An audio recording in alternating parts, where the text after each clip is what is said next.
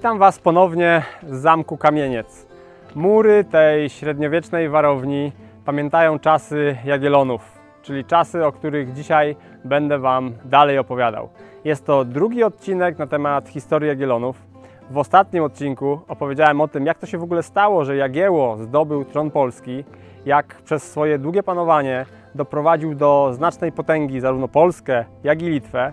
I zakończyłem na tym, jak stary Jagiełło w czerwcu 1434 roku umiera w drodze na Litwę.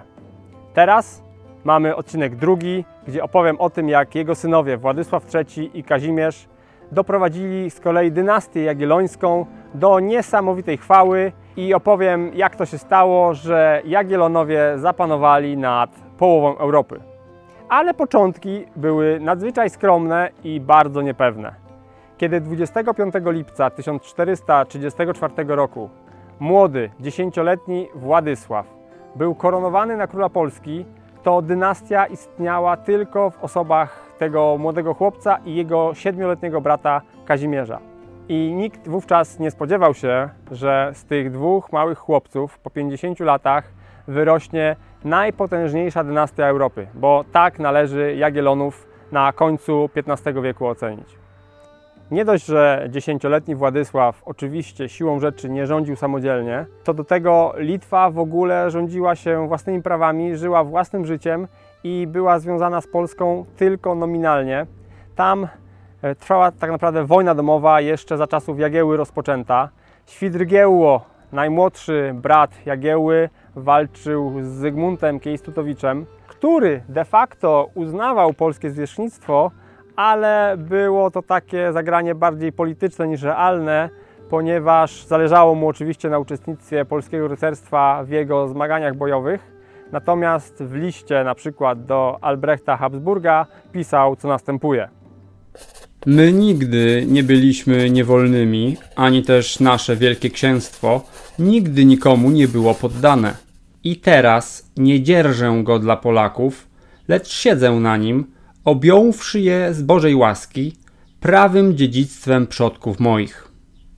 W Królestwie Polskim pierwsze skrzypce grał Zbigniew Oleśnicki, biskup krakowski, który już za czasów Jagiełły bardzo dobrze wykorzystywał słabość tak naprawdę elekcyjnej monarchii polskiej i pogrywał sobie z Jagiełłą jak tylko mógł, testując, jak daleko może się posunąć.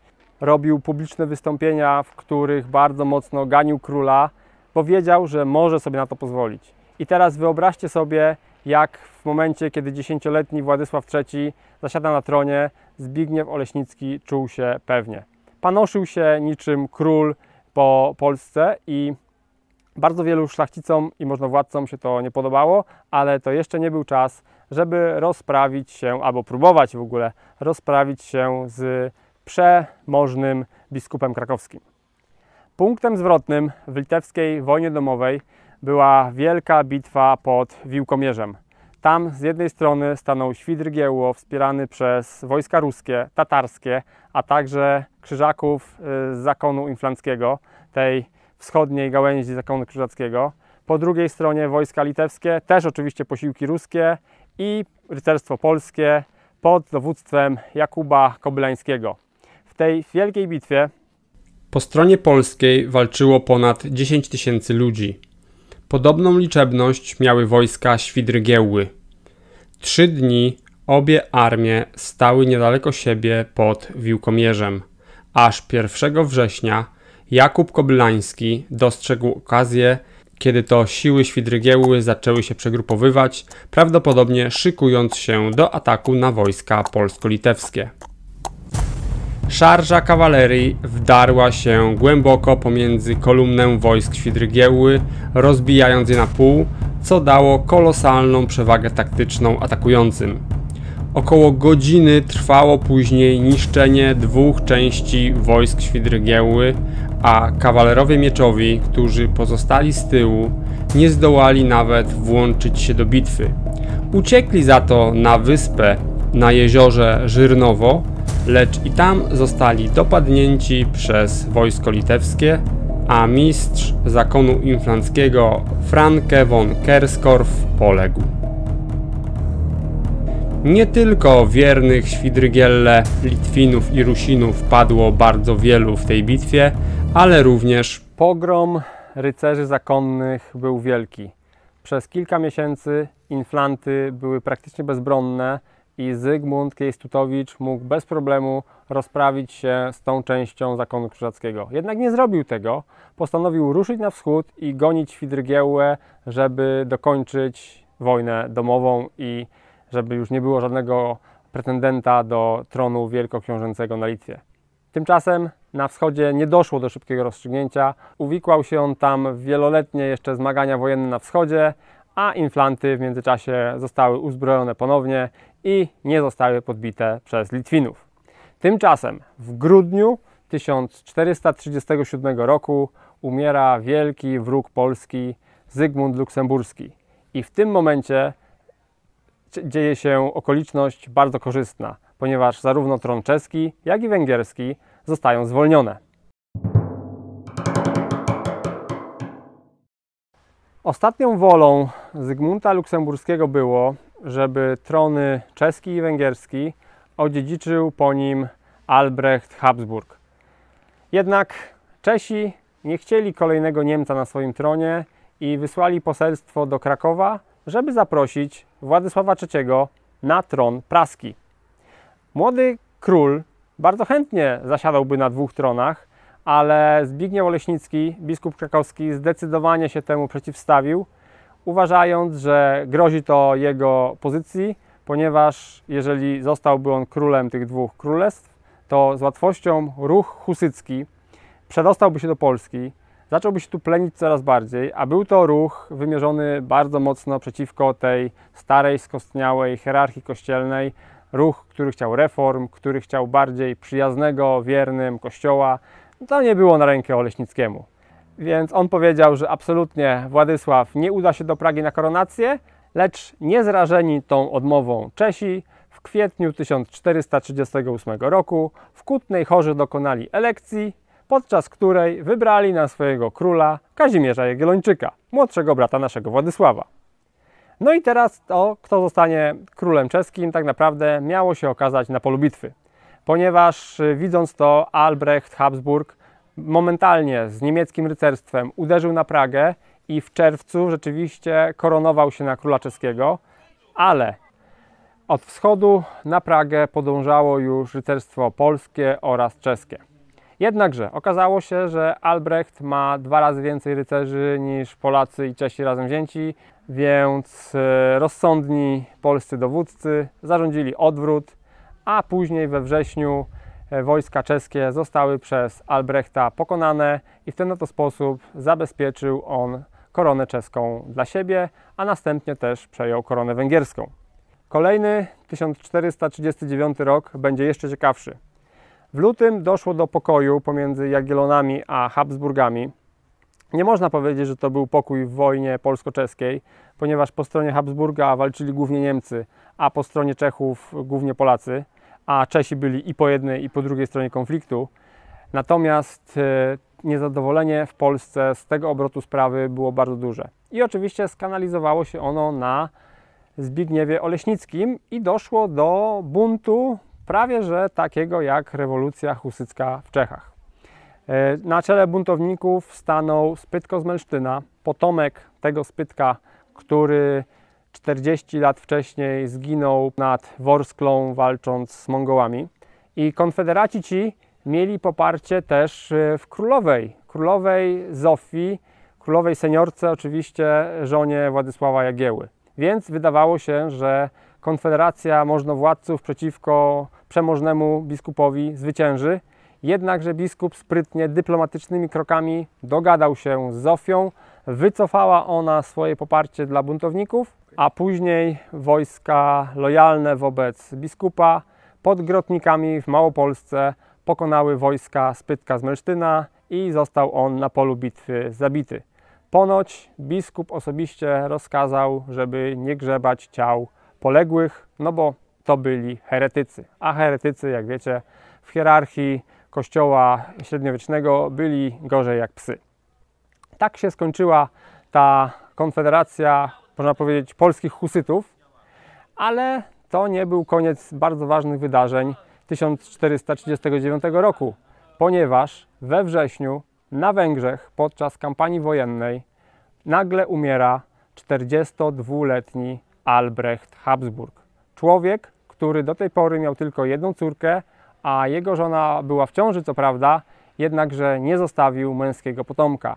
I tutaj znowu tron zarówno czeski, jak i węgierski staje otworem. Na początku 1440 roku odbył się zjazd szlachty węgierskiej i na zjeździe tym dokonali oni elekcji. Wybrali na swojego króla Władysława III, króla Polski. Oczywiście nie stało się to dlatego, że Węgrzy tak bardzo kochają Polskę.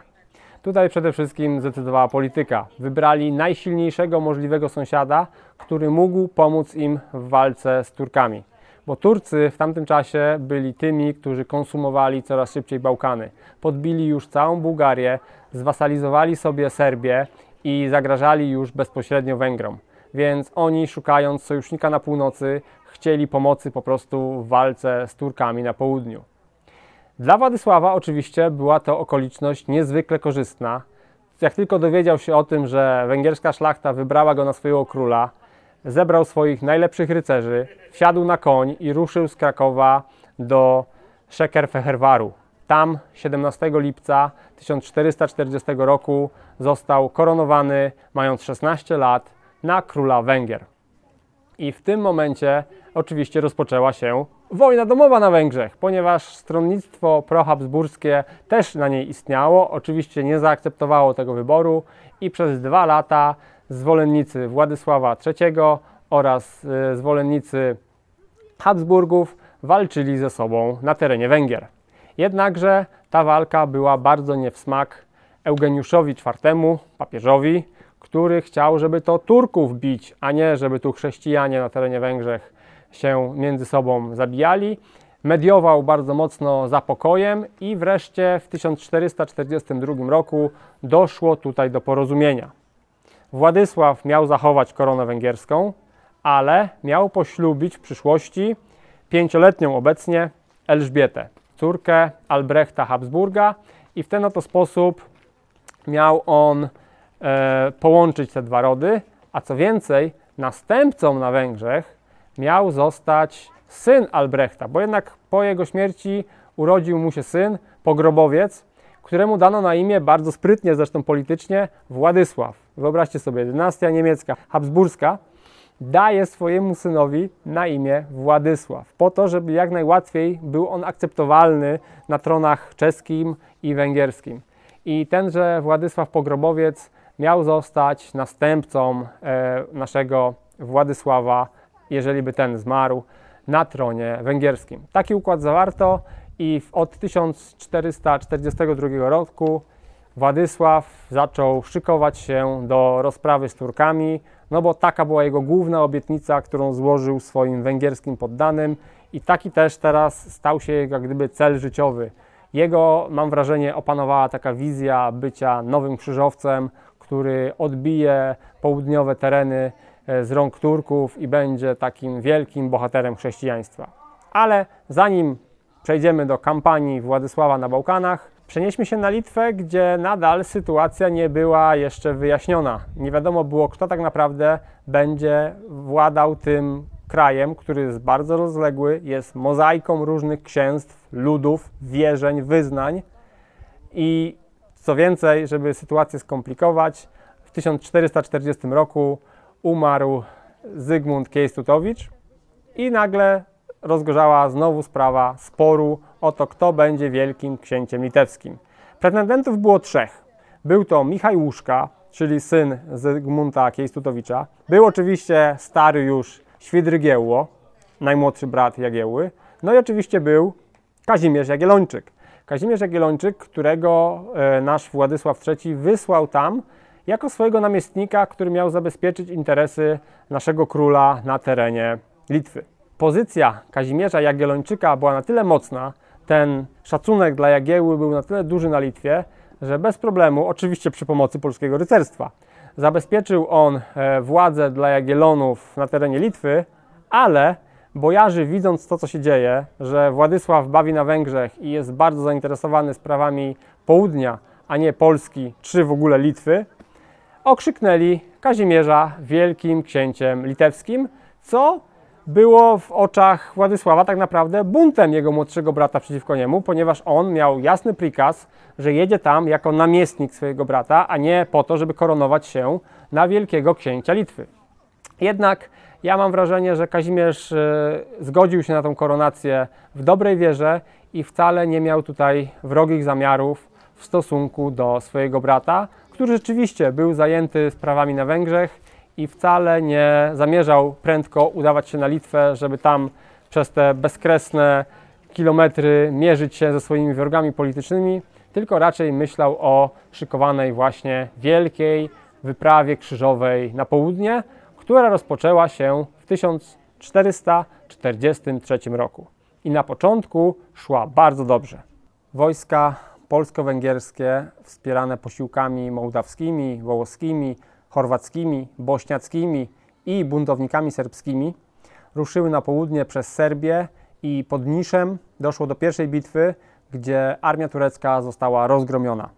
Później Władysław uderzył na Sofię, dzisiejszą stolicę Bułgarii, zdobył to miasto i spalił, a następnie 2 stycznia 1444 roku w wąwozie kunowickim doszło do kolejnej bitwy z Turkami.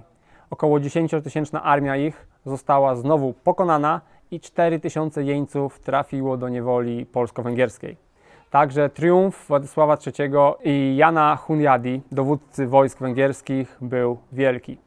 Co bardzo ciekawe, wojskami albańskimi, które były niejako zmuszone do walki po stronie tureckiej, w bitwie pod Niszem dowodził Jerzy Kastriota, który wraz ze swoimi 300 wojownikami uciekł z pola bitwy, bardzo przytomnie, bo inaczej pewnie by zginąłby, i uciekł do Albanii, gdzie wzniecił wielki bunt przeciwko władzy tureckiej. W obliczu tureckich porażek w walkach z wojskami polsko-węgierskimi Albańczycy zrobili porządny bunt i zupełnie wypowiedzieli posłuszeństwo Muradowi II. Także Turcy byli w niezłych opałach. Tutaj na Adrianopol w tym momencie posuwała się armia Władysława III oraz Jana Hunyadiego. Albania zbuntowana, a sytuacja w kraju niepewna. Dlatego szybciutko wysłali posłów z prośbą o rozejm i dali naprawdę bardzo dobre warunki rozejmu dla naszego króla.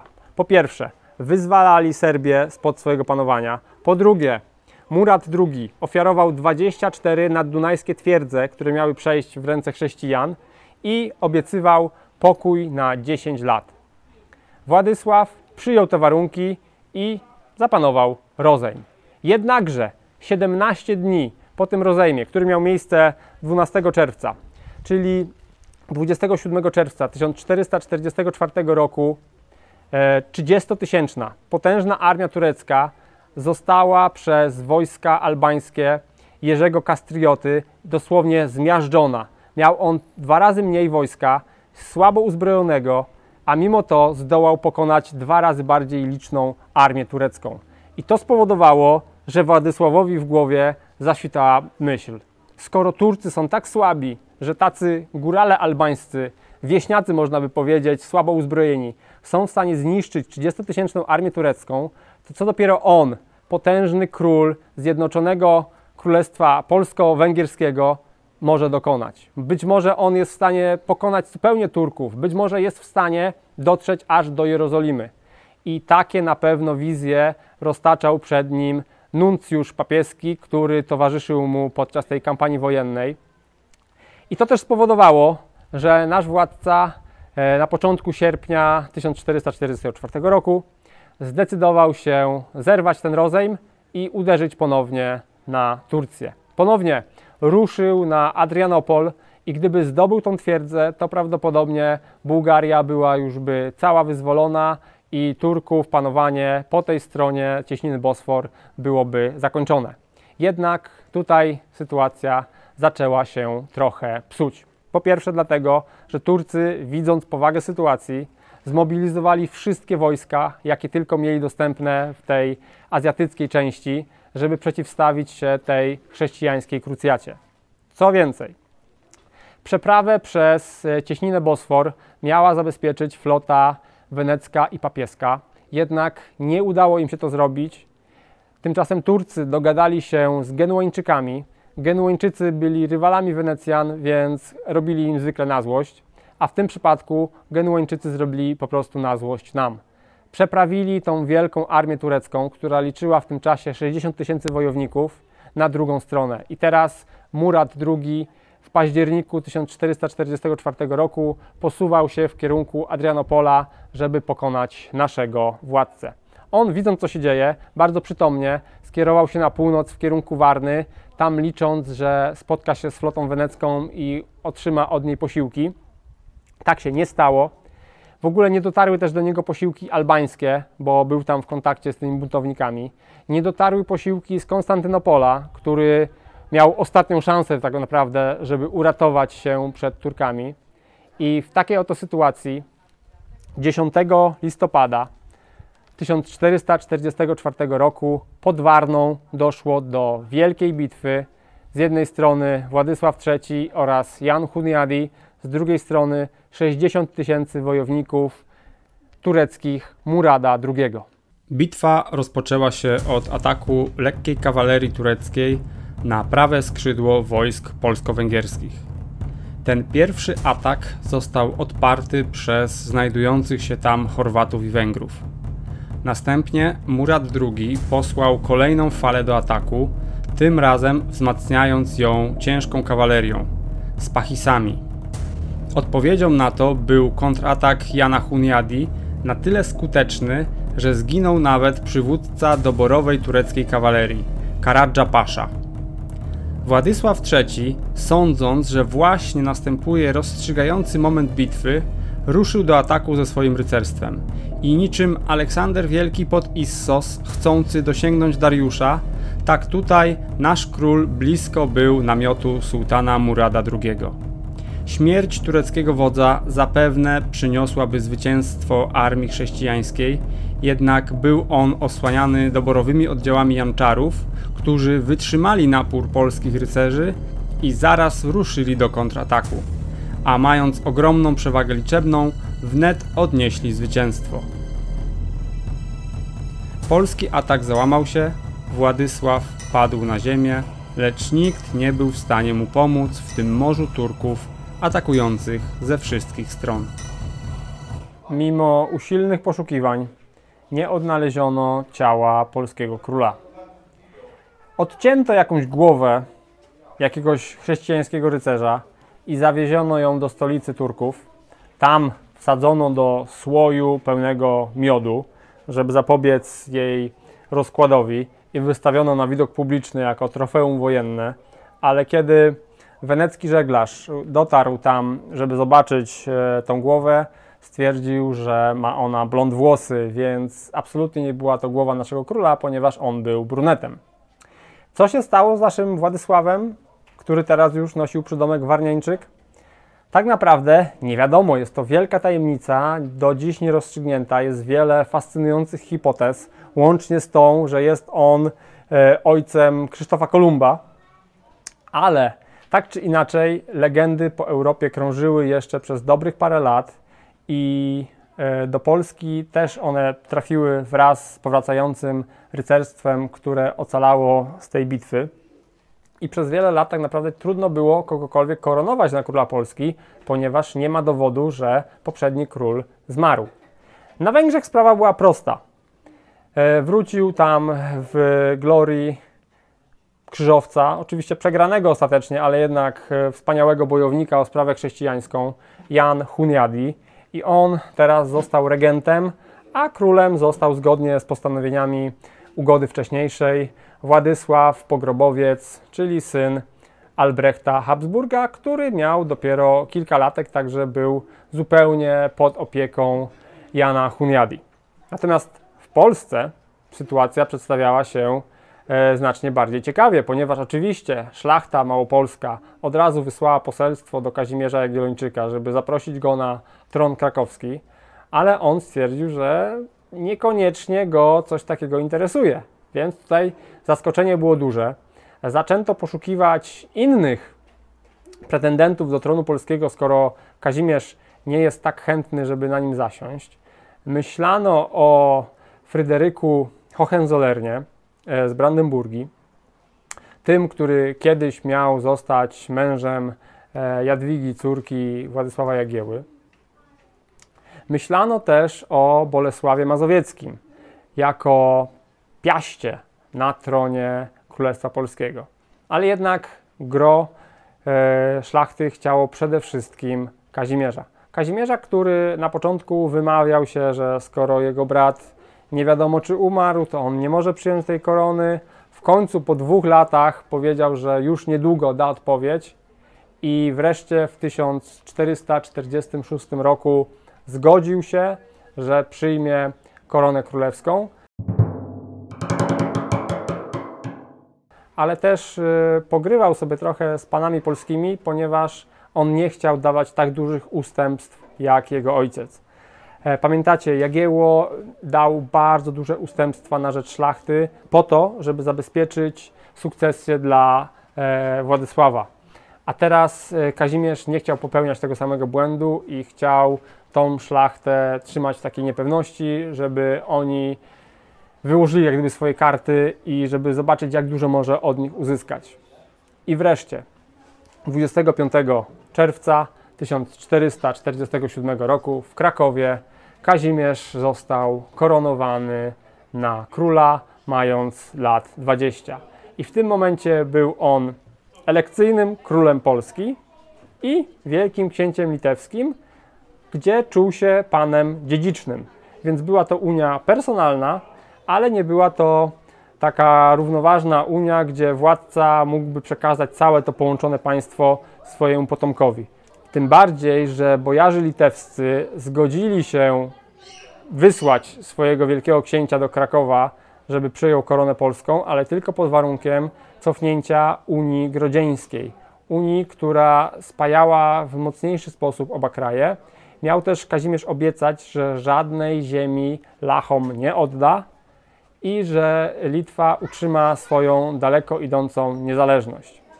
I w takich to okolicznościach rozpoczynają się rządy naszego kolejnego króla, który po Kazimierzu Wielkim nosił wspaniałe piastowskie imię.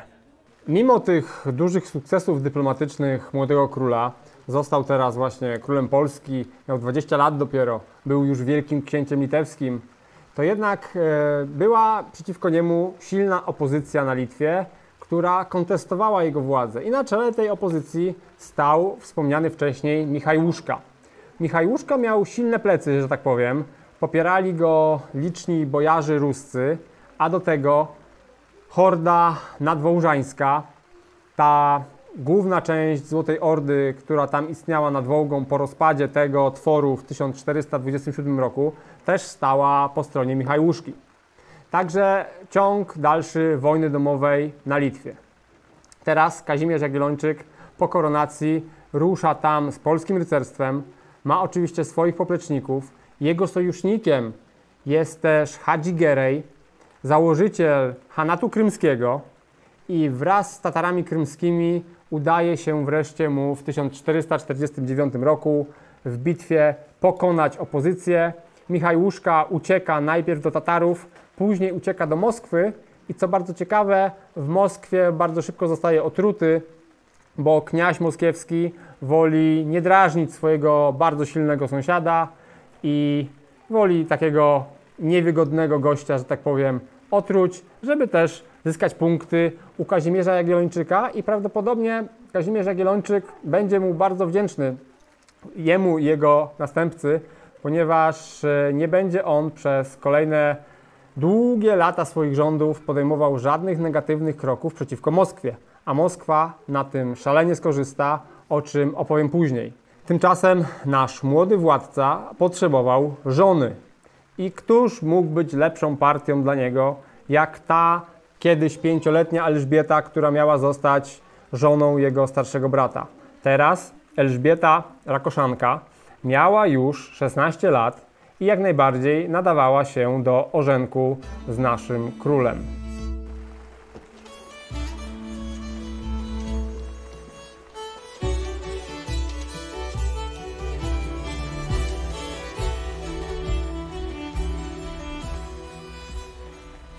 Ceremonie ślubne młodej pary odbyły się 10 lutego 1454 roku.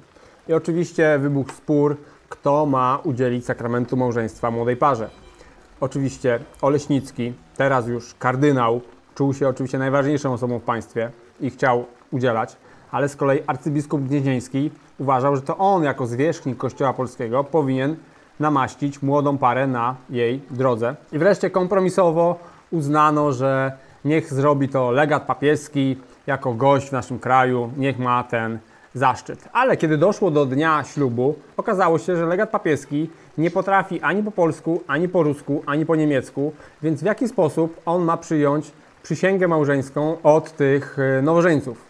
Stąd też ostatecznie Zbigniew Oleśnicki wkroczył na ołtarz i udzielił małżeństwa Kazimierzowi Jagiellończykowi i Elżbiecie z rodu Habsburgów. I teraz było to oczywiście wielkie weselicho, które nie mogło obyć się bez najprzedniejszych frykasów, które były dostępne w tamtych czasach. Frykasów podobnych do tych, które możecie tutaj zobaczyć. Są to wspaniałe, lokalne tutaj w okolicach Krosna produkowane wyroby mięsne. Nie jest to żadna podróbka, one są naprawdę 100% mięsne. Co więcej, jest bardzo dużo mięsa końskiego. Na przykład te kabanosy tutaj są w całości wykonane z mięsa końskiego. Także jest to niesamowity smak. Konina jest bardzo chudym mięsem. Ja, mimo że wiecie, kocham konie, to kabanosy kocham końskie również.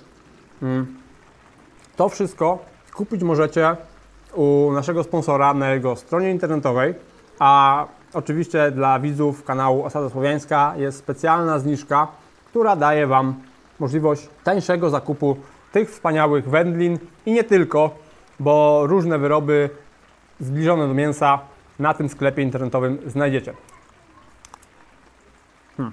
Kabanosy końskie, wspaniała sprawa. A jako, że było to wielkie weselicho, no to bez odpowiednich trunków też obejść się nie mogło. I teraz chcę Wam zaprezentować coś niesamowitego, co odkryłem ostatnio. Mimo że mieszkam w Dębicy przez, nie będę mówił ile lat, żeby nie zdradzać się jak długo, to odkryłem niedawno kilku pasjonatów, którzy wspólnie prowadzą wytwórnię tego wspaniałego trunku. Nazwa Świętosław wcale nie jest przypadkowa, bo chodzi o Świętosława Gryfitę, człowieka, który w XIV wieku uzyskał prawa miejskie dla Dębicy od Kazimierza Wielkiego. Napój ten powstaje na bazie krystalicznie czystej wody, która jest wydobywana na torfowiskach w okolicach Dębicy. Powoduje to, że jest ona tak niesamowicie przefiltrowana, że smak tego napoju jest nie do podrobienia. Co więcej, na ich stronie, do której link znajdujecie poniżej, znajdziecie informacje o tym, jaką nagrodę pierwszą na całą Polskę wygrali oni w zeszłym roku. Tam też jest bardzo ważny link. Wszystkie punkty w całej Polsce, gdzie ten złocisty napój możecie nabyć, bo mają oni dystrybucję bardzo dobrze rozwiniętą. A ja teraz spróbuję po raz kolejny.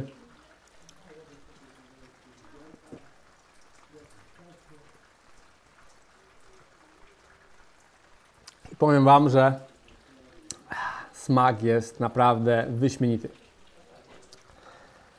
Wracając do naszego Kazimierza Jagiellończyka i jego młodej żony Elżbiety.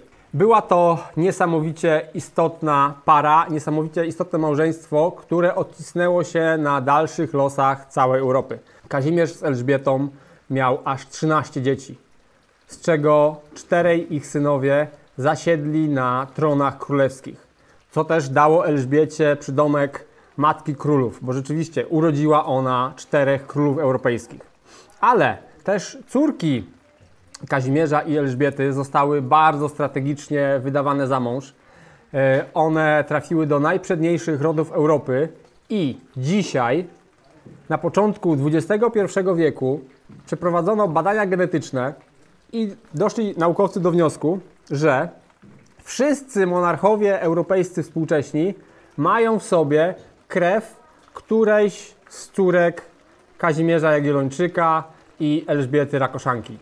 Także można powiedzieć, że Kazimierz Jagiellończyk i Elżbieta są protoplastami dalekimi wszystkich współczesnych rodów królewskich. Po prostu ta krew Jagiellonów tak ładnie rozpłynęła się po Europie, że teraz każdy europejski monarcha może swoje pochodzenie pociągnąć aż do Kazimierza Jagiellończyka, czyli aż do Władysława Jagieły, czyli aż do Giedymina, tego wspaniałego litewskiego władcy z początku XIV wieku.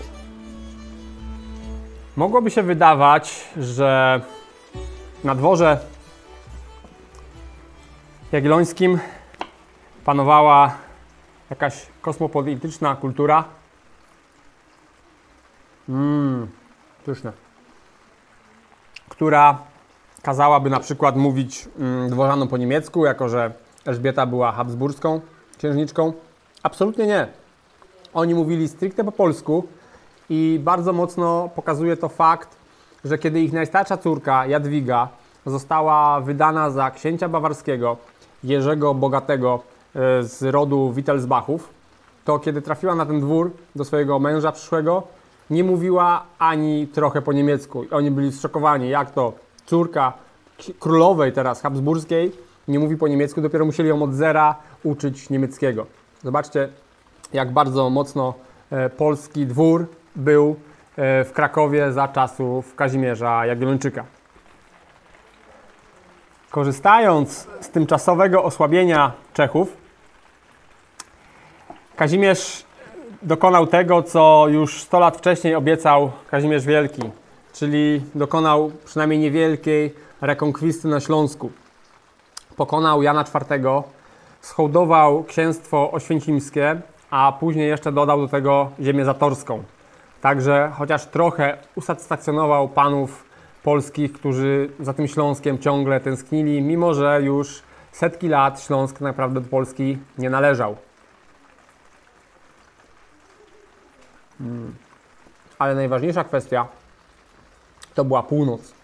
A tam oczywiście byli krzyżacy, ale oni znajdowali się w tym czasie w bardzo dużych opałach. Nie mieli tak dobrych szynek na pewno. Takie to tylko u nas, w Małopolsce.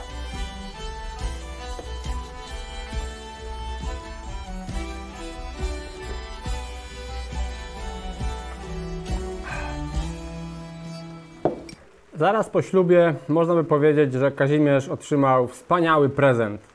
Mianowicie zakon krzyżacki sam sobie przygotował pętlę na szyję. Mianowicie po Grunwaldzie oczywiście ich chwała w Europie znacznie przygasła. Szczególnie, że tak naprawdę rycerze zachodni nie mieli po co tu przyjeżdżać. Litwa była chrześcijańska, Polska była chrześcijańska, Prusowie wszyscy zostali już podbici, schrystianizowani pod butem krzyżackim, więc tak naprawdę tutaj nie było z kim walczyć w imię Jezusa Chrystusa. A tym bardziej, że Turcy na południu robili taki napór, że teraz tam, jeżeli ktoś chciałby zostać krzyżowcem, to tam powinien się wykazać, na Bałkanach. Więc krzyżacy coraz bardziej upadali w kolejnych latach po bitwie pod Grunwaldem, a żeby ich państwo mogło dalej działać, bez tego zasilania złotem i ludźmi z zachodniej Europy, to oni zaczęli coraz bardziej dociskać własną ludność, własnych poddanych. Podatki były coraz bardziej podnoszone, cła coraz wyższe. Też wprowadzali wszelakie opłaty za przejazd przez mosty, za używanie młynów, żeby tylko drenować coraz więcej złota, żeby utrzymać tą, jakby nie było, korporację, bo jakby nie było, zakon krzyżacki działał trochę na zasadzie takiej korporacji. No i wreszcie powstał Związek Pruski, który to składał się głównie z mieszczaństwa i drobnej szlachty, który to chciał pokojowo jakoś dogadać się z tymi krzyżakami, żeby oni tej ludności tak bardzo nie cisnęli. Próbowali. Krzyżacy cały czas mówili, że nie, absolutnie nie zgadzamy się, podatki mają być wysokie, opłaty mają być wysokie, macie płacić.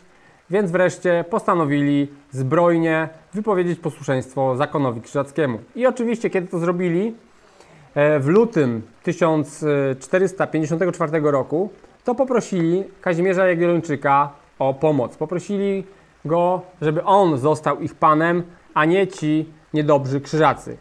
I to była wspaniała okazja, żeby uderzyć na zakon i ostatecznie się z nim rozprawić. Ale sytuacja nie była taka prosta, ponieważ wojna, która mogła być wygrana szybko, trwała przez kolejne 13 lat, skąd wzięła swoją nazwę. Związek Pruski okazał się być bardzo silną organizacją. W momencie wybuchu antykrzyżackiego powstania większość zamków w zachodniej części ziem zakonnych została w przeciągu kilku dni zajęta przez rebeliantów. Załogi krzyżackie zostały pokonane lub wygnane i wydawało się, że nadejście polskiego króla na czele armii będzie tylko triumfalnym marszem przez Pomorze, zwieńczonym w Gdańsku lub być może nawet w Malborku. Tak się jednak nie stało, przede wszystkim z powodu słabej pozycji naszego monarchy. Panowie małopolscy stwierdzili, że to nie jest ich wojna i nie ruszyli tłumnie na północ. Kazimierzowi udało się namówić jedynie rycerstwo Wielkopolski, jednak za cenę znacznych ustępstw, czyli kolejne przywileje, tym razem w Cerekwicy. Wreszcie, kiedy jesienią 16 000 rycerstwa, głównie wielkopolskiego, stanęło pod Chojnicami, ważną twierdzą krzyżacką na zachodnich rubieżach ich państwa, od strony Szczecina przybyło rycerstwo niemieckie oraz liczni czescy najemnicy. Wojny husyckie sprawiły, że Czesi stali się bardzo wysoko cenionymi najemnikami w Europie i 18 września 1454 roku także tutaj pokazali swoją wyższość, bo mimo początkowo udanej szarży polskiego rycerstwa i zabiciu nawet jednego z przywódców niemieckich, najemnicy rozprawili się z polskim pospolitym ruszeniem i bitwa zakończyła się wielką klęską, po której Kazimierz Jagiellończyk musiał szybko uciekać, aby nie trafić do niewoli nieprzyjaciela. Swoją drogą, zobaczcie, Związek Pruski zorganizował bunt w lutym tego roku, a do decydującej bitwy doszło dopiero we wrześniu. Jak dużo czasu potrzebował nasz król, żeby zorganizować armię. Gdyby przybył kilka miesięcy wcześniej, nie byłoby tego całego problemu z Chojnicami i te posiłki, które przybyłyby do Pomorza, które byłoby już zupełnie wyzwolone z rąk krzyżackich. Ta bitwa okazała się kluczowa dla całej 13-letniej wojny, bo gdyby Polacy w niej wygrali, prawdopodobnie wojna skończyłaby się zaraz. Tymczasem przekształciła się ona w długotrwałe zmagania niewielkich armii, w dużej mierze najemnych. Zamki przechodziły z rąk do rąk, najemnicy zmieniali strony, kiedy zleceniodawca spóźniał się z zapłatą, a decydującego rozstrzygnięcia ciągle nie było. Kilka słów o sytuacji międzynarodowej, w jakiej rozegrała się ta wojna. Dania stanęła po stronie Krzyżaków, Czechy, gdzie rządził Jerzy z Podziebradów, także stanął po stronie Krzyżaków. Jak widać, katolicki zakon nie miał żadnych problemów z tym, żeby zawrzeć sojusz z Jerzym, który przez całą Europę uważany był za heretyka. Cesarz niemiecki Fryderyk III Habsburg oczywiście także stał po stronie Krzyżaków, a nawet papież nałożył ekskomunikę na Związek Pruski za ich nieposłuszeństwo wobec zakonu. W tym ujęciu Kazimierz Jagiellończyk rysował się jako ten, który wspiera wydalonych z łona kościoła Prusów. Litwa również nie wsparła Polski, zajęta swoimi sprawami na wschodzie, gdzie Moskwa i Tatarzy nie dawali ciągle spokoju. Ale pokazuje to także słabą pozycję naszego króla, który nie potrafił zapewnić sobie pomocy ze strony Litwy. Litwini z kolei mieli bardzo prostą odpowiedź. Związek Pruski uznał się za poddanych króla polskiego, to niech teraz król polski zadba o swoich nowych poddanych. O pomoc do wielkiego księcia Litwy wszak oni się nie udali. Wiosną 1457 roku najemnicy na usługach zakonu sprzedali Kazimierzowi Jagiellończykowi Malbork, bo krzyżacy nie byli w stanie opłacić zaległości. Tak więc najważniejsza twierdza krzyżacka padła tylko dlatego, że nasz król posiadał 400 000 węgierskich złotych, aby przekupić najemników w niej stacjonujących. Sukces ten nie był jednak długotrwały, bo już jesienią tego roku mieszkańcy Malborka pod wodzą burmistrza zbuntowali się i stanęli po stronie krzyżackiej, co z kolei doprowadziło do prawie 3-letniego oblężenia tej twierdzy przez Polaków i dopiero w 1460 roku stolica krzyżacka ostatecznie dostała się pod naszą władzę. Poza licznymi potyczkami na lądzie, wojna 13-letnia toczona była również na Bałtyku, gdzie flota kaperska Związku Pruskiego dbała o to, aby posiłki z Danii czy Szwecji nie trafiały do Krzyżaków. Stoczonych zostało wiele niewielkich bitew na Bałtyku, w większości zwycięskich dla naszej strony. W 1458 roku rozpoczęto rozmowy pokojowe, gdyż obie strony miały problemy z pieniędzmi i działania zbrojne nie przynosiły rozstrzygnięcia. Jednak na Sejmie w Piotrkowie w 1459 roku szlachta opowiedziała się za kontynuowaniem działań wojennych i rozmowy pokojowe z Krzyżakami zostały zerwane. Wreszcie w 1462 roku doszło do przełomu. Jerzy z Podjebradów zaprzestał wspierania Krzyżaków, ale nie za darmo, bo Kazimierz Jagiellończyk wycofał się z inkorporacji Wrocławia, który buntował się przeciwko heretyckim Czechom i chciał powrotu do Polski. W wojnie 13-letniej nie było żadnej wielkiej bitwy na miarę Grunwaldu, która by ją zakończyła.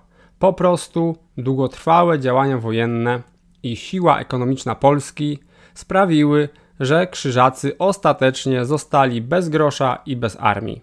Mimo ich porażki, polski skarbiec był także wydrenowany i nie dało się dokończyć dzieła likwidacji państwa zakonnego.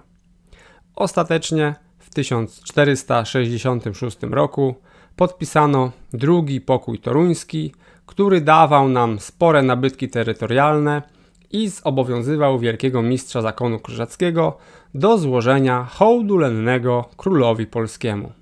Tak więc na północy wielkie zwycięstwo. Chociaż okupione dużymi kosztami finansowymi i wojna ciągnęła się przez 13 lat, więc król musiał też iść na liczne ustępstwa wobec szlachty, żeby chciała wspierać go ciągle w tej przedłużającej się wojnie. To jednak, jakby nie było, wielkie zwycięstwo, odzyskanie Wybrzeża Bałtyckiego, Gdańsk. Teraz wreszcie Wisłą mogły płynąć swobodnie towary polskie na północ i dalej być eksportowane, więc ekonomicznie Polska na tym zyskała niesamowicie dużo. Udrożnienie handlu Wisłą było epokowym wydarzeniem dla Polski, gdyż teraz zaczęła się ona bardzo szybko rozwijać ekonomicznie. Wisłą oraz jej dopływami, głównie Sanem i Bugiem, spławiano co roku setki, a później tysiące ton towarów, głównie zboża i drewna. W Gdańsku ładowano je na statki i eksportowano do Europy Zachodniej i Skandynawii. O skali tego przedsięwzięcia niech świadczy fakt, że na początku XVII wieku osiągnięto rekordowy wynik 250 000 ton towarów rocznie. Dla porównania, taki poziom handlu na Renie Niemcy osiągnęli dopiero 200 lat później, w 1830 roku. Ten kwitnący handel na Wiśle, połączony z brakiem wojen na terenie Polski za ostatnich Jagiellonów, doprowadził do Złotego Wieku, czyli okresu wspaniałego wzrostu gospodarczego i kulturalnego Polski. Lecz niestety nie przełożył się on na potęgę polityczną.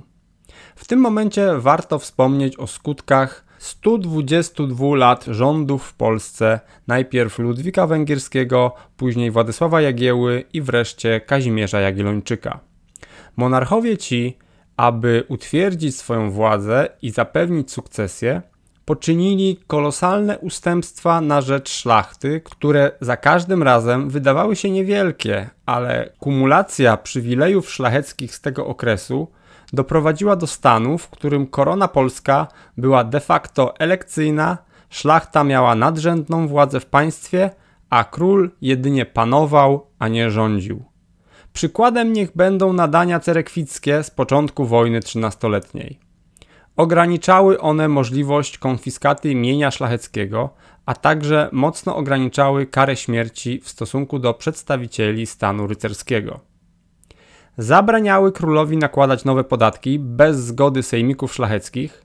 Nie mógł on także zwołać bez ich zgody pospolitego ruszenia.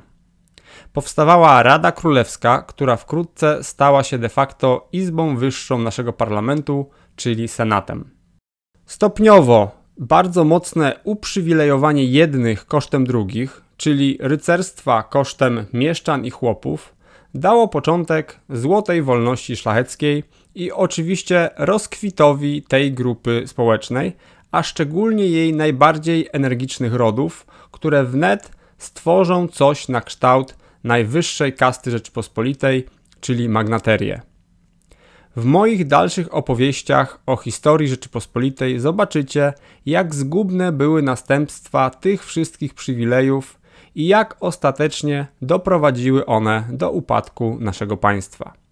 Ale ta historia jeszcze daleko przed nami, tymczasem przenieśmy się też trochę na wschód, gdzie od 1462 roku rządzi Iwan III Srogi. I rządzić on będzie przez kolejne 43 lata.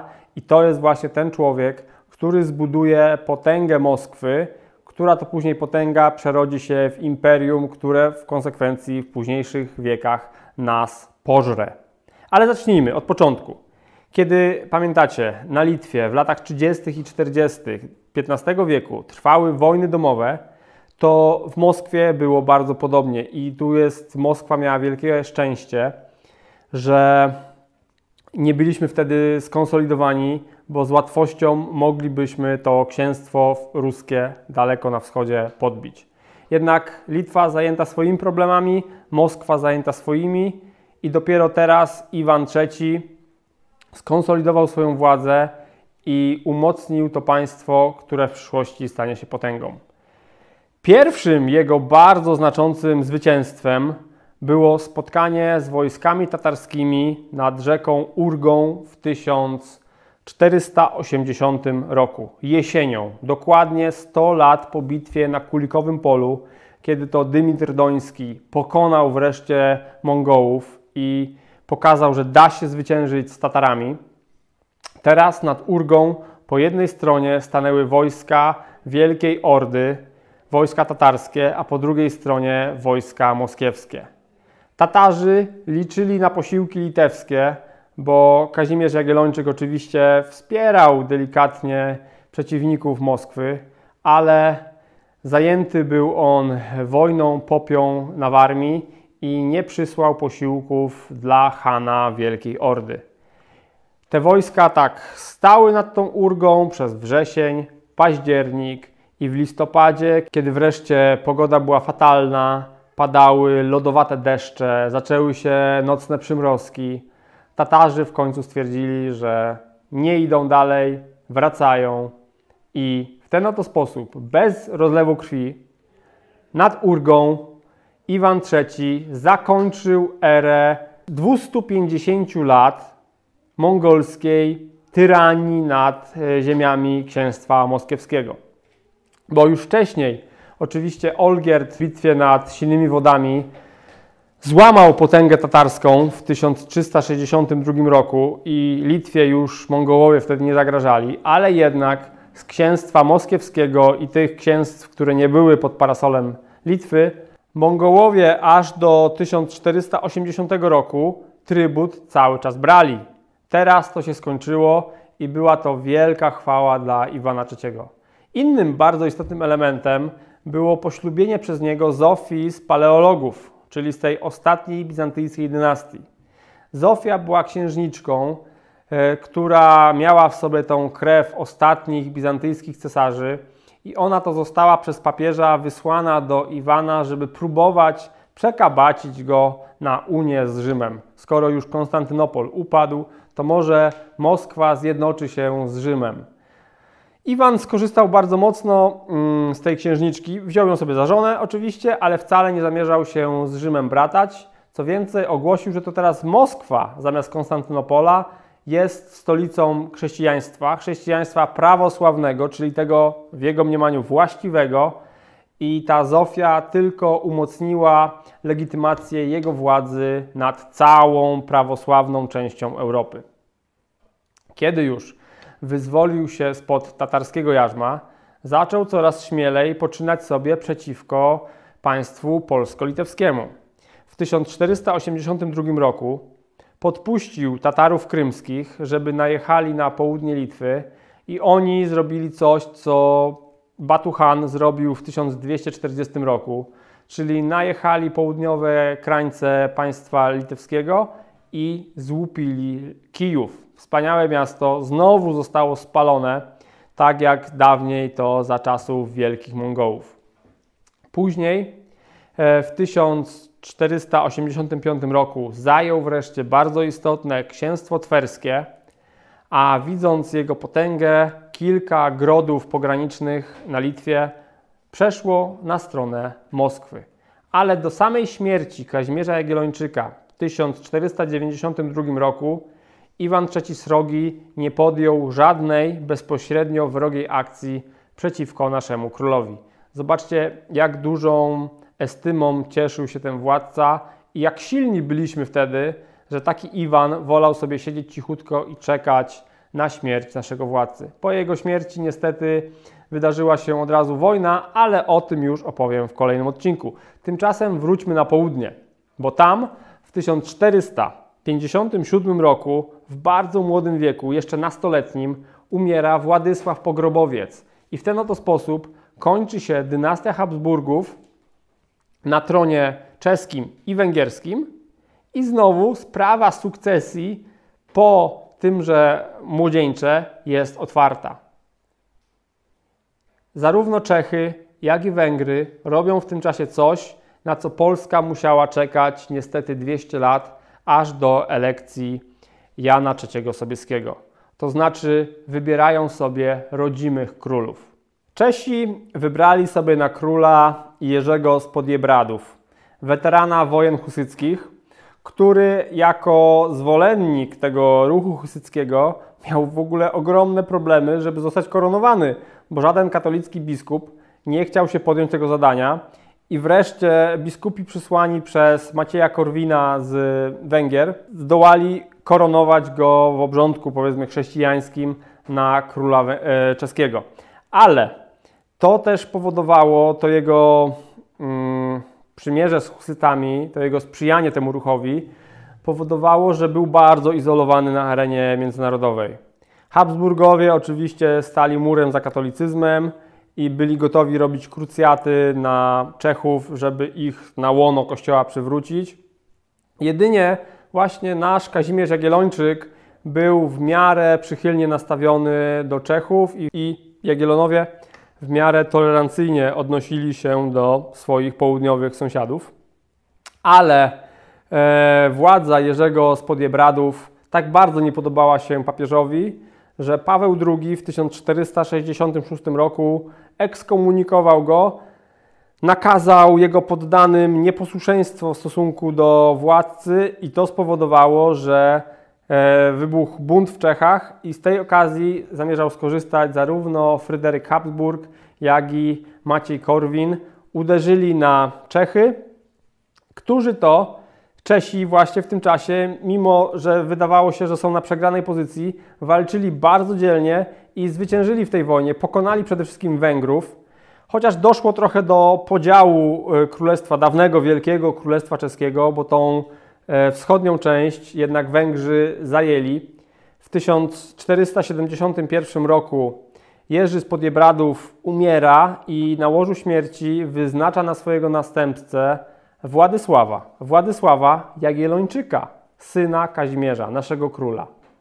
I w ten oto sposób korona czeska w 1471 roku trafia w ręce Jagiellonów.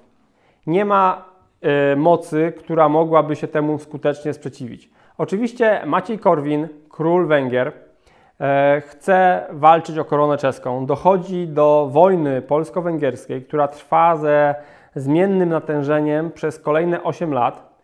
I właśnie ten zamek, w którym dzisiaj znajduje się, zamek Kamieniec koło Krosna, który jest na północ od Przełęczy Dukielskiej, jednej z głównych dróg, które prowadzą tutaj z Węgier na północ, był świadkiem wydarzeń z 1475 roku, kiedy to wojska węgierskie obległy go, ale nie były w stanie go zdobyć. Jak widzicie, zamek ten jest świetnie ufortyfikowany, znajduje się na wyniosłym, skalistym wzniesieniu i był w stanie odeprzeć ten węgierski najazd. Wojna polsko-węgierska, taka wojna, która bardziej polegała na tym, że były wyprawy łupieszcze niż jakieś walne, wielkie bitwy, skończyła się wreszcie w 1479 roku. Maciej Korwin z kolei, o nim kilka słów, to był człowiek, który właśnie został takim pierwszym narodowym królem Węgrów. Był to syn słynnego Jana Hunjadego. Jan Hunjadi wsławił się bardzo w walkach z Turkami. Brał też udział w bitwie pod Warną i tam on na szczęście przeżył tą bitwę. Dowodził odwrotem wojsk chrześcijańskich, wrócił na Węgry. Później był regentem za czasów małoletności Władysława Pogrobowca. A jako że Władysław Pogrobowiec nigdy nie został starszym człowiekiem, bo umarł jako nastolatek, to autorytet Jana Hunjadiego był bardzo duży i dzięki temu utorował on drogę do korony węgierskiej dla swojego syna Macieja Korwina. Maciej Korwin, zwany Maciejem Sprawiedliwym, był naprawdę świetnym władcą dla Węgrów. Rozszerzył to państwo na terytoria północne, na Śląsku. Śląsk wtedy podlegał właśnie jego władzy, ten Śląsk, który nie podlegał Polsce. Na południu też sięgała jego władza po Bośnię i Chorwację, więc Węgrzy byli naprawdę dumni, że mają rodzimego króla, który nie dość, że jest własny, niemalże z dynastii Arpadów, to jeszcze jest tak potężny. I niestety Maciej Korwin nie był przychylny Jagielonom, bo Jagielonowie byli dla niego dynastią konkurującą, z którą on przynajmniej o tron czeski zamierzał walczyć. Ale tenże Maciej Korwin umiera dosyć niespodziewanie wiosną 1490 roku, mając jedynie 47 lat. I momentalnie po koronę węgierską upominają się dwaj młodzi Jagielonowie. Władysław, król Czech, i Jan Olbracht, młodszy brat Władysława, kolejny z synów Kazimierza Jagiellończyka. I teraz ciekawe, co myślał sobie Kazimierz Jagiellończyk, patrząc na to, jak na terenie północnych Węgier jego synowie walczą ze sobą o koronę węgierską. Ponieważ część Węgrów w elekcji wybrała Jana, część Władysława na swojego króla. Do decydującego starcia doszło w zimie 1491 roku pod Koszycami. Po jednej stronie Czesi wspierani przez Węgrów i Władysław król czeski, po drugiej stronie Jan Olbracht, polskie rycerstwo i Węgrzy wspierający Jana Olbrachta.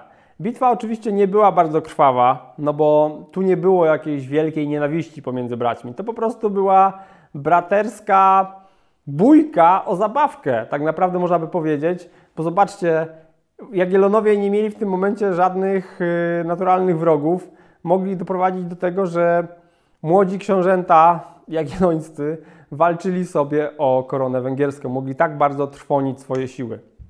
Ostatecznie dochodzi do porozumienia i Władysław przejmuje koronę węgierską, ale Jan zyskuje prawo następstwa, jeżeli Władysław zmarłby bez męskiego potomka.